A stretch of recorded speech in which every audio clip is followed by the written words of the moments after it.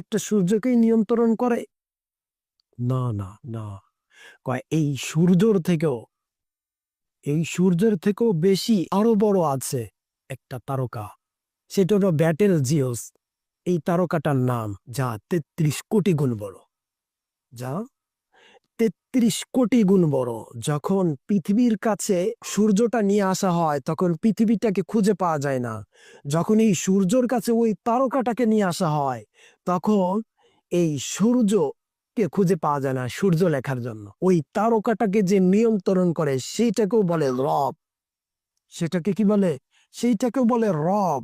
এই রব শুধুমাত্র ওই একটা সূর্য, একটা তারকা, একটা চাঁদ, একটা পৃথিবী এই নিয়ন্ত্রণ করলে আলাকে কি রব বলে?